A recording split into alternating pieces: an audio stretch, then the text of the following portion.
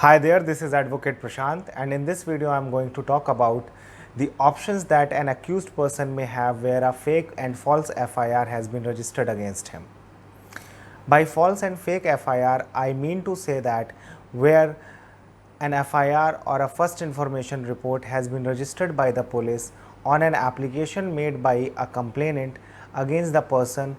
However, the allegations made therein are completely false and frivolous with a intention or with ulterior intention to cause some panic in the accused person and to settle personal issues or personal disputes or business disputes.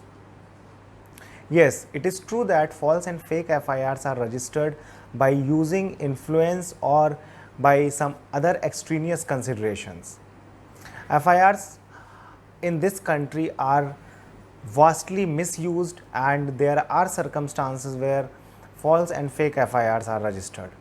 So under these circumstances, if same is happening against you, then what options an accused person have, in this video I am going to discuss.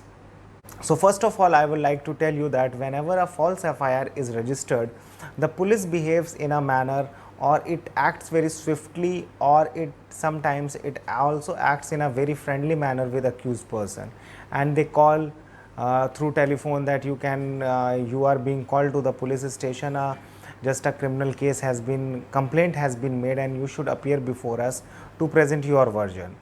However, they may try to arrest the accused person by giving false assurance that only a complaint has been received and you should come and give all the material evidence that you have so as to the complaint can be closed. Under such impression, the accused person, they visit the police station that since I have not done anything wrong, I should visit the police station. But since the FIR was already lodged with some ulterior motives, the police arrest the person, or they make them sit in the police station asking them to settle the matter with the other side.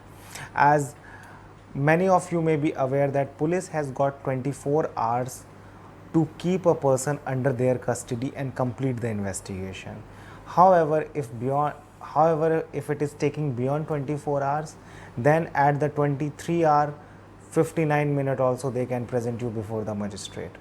For 23 hours or 24 hours, an accused person can remain in the custody of police, and that much time is very much sufficient for a respected person to settle the issues.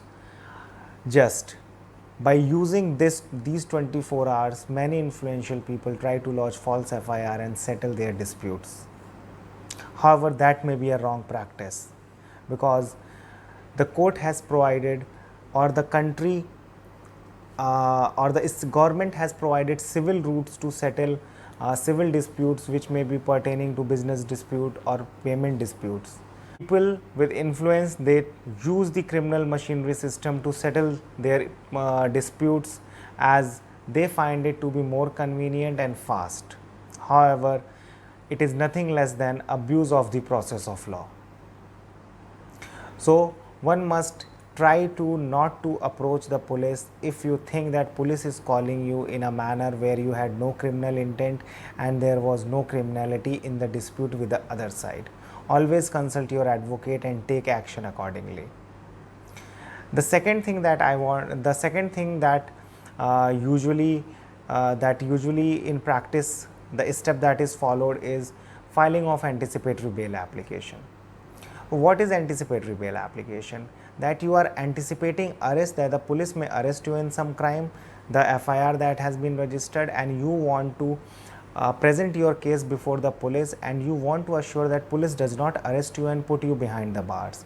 Under those circumstances, you can approach the local session court or the high court if there are certain urgent circumstances, or if you think that you will not get relief, not you think actually, but if there are extraordinary circumstances where you cannot present yourself before the local session court, then you can approach the high court directly. However, that scope is very limited.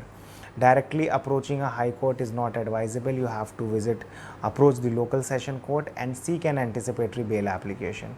In the anticipatory bail application, you have to produce all the evidence that can negate the contents of the FIR. So before approaching for the anticipatory bail application, an accused will have to assure that it has the copy of FIR and all the material evidence which can actually negate the contents of FIR.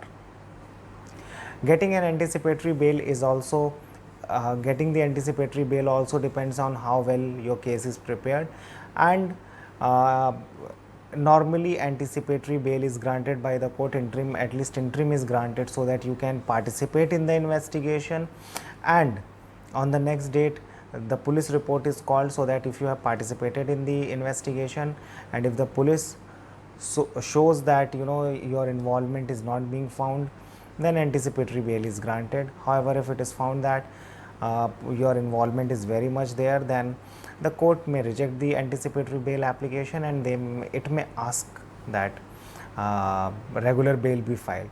Now, what is the objective behind taking a person into custody? There are only two objectives of taking person into custody.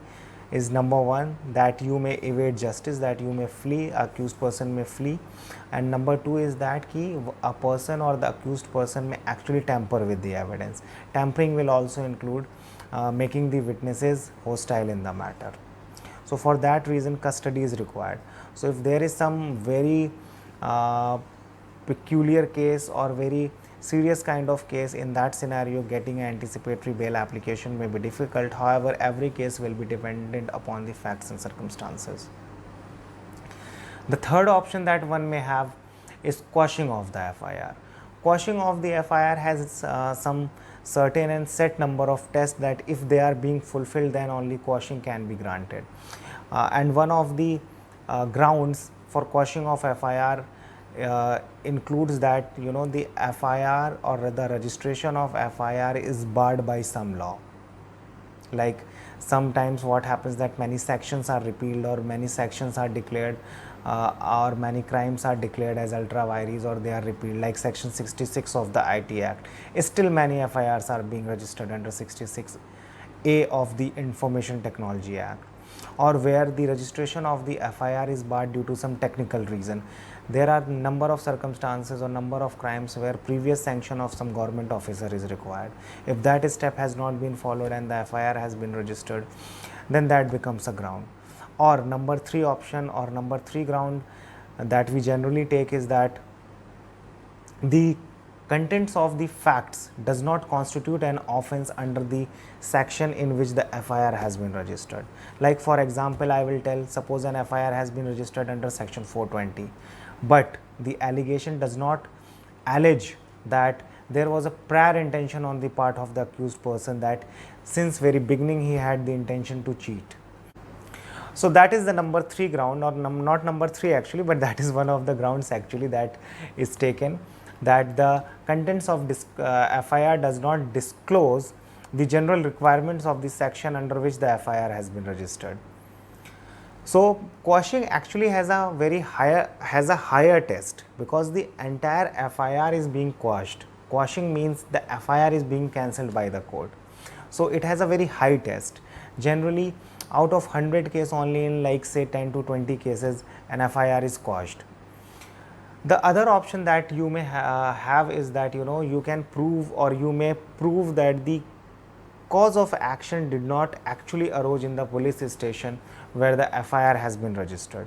There are many circumstances where parties are dealing in different cities, or say one party may be from one state, another party maybe from another state, and the FIR is registered in another state. So you have to actually see whether the cause of action arose or not. However, the criminal law says that FIR can be registered at any place where even one of the transaction in the entire crime occurred.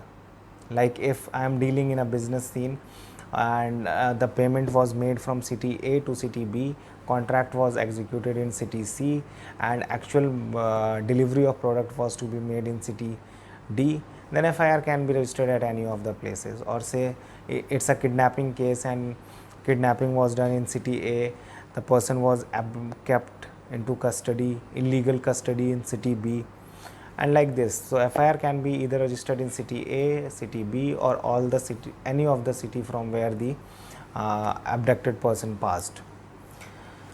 So this can also be challenged, and on the basis of that, transfer of the FIR may also be sought from either from the High Court if it's between different districts of the same state, or it can be sought from the Supreme Court of India if the cities are located or the places of where the cause of action may have arose, or where even the one of the incidents occurred in one of the state and another incident occurred in another state, then the transfer of FIR may also be requested from the court.